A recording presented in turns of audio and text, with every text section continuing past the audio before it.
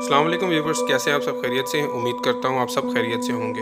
आज का जो हमारा एक्सपेरिमेंट है वो है मक्खडी हलवे पर। उसे हम बनाएंगे चॉकलेट फ्लेवर में। तो देखते रहिए मेरा चैनल और सब्सक्राइब करें और बेल आइकन दबाना मत भूलिएगा।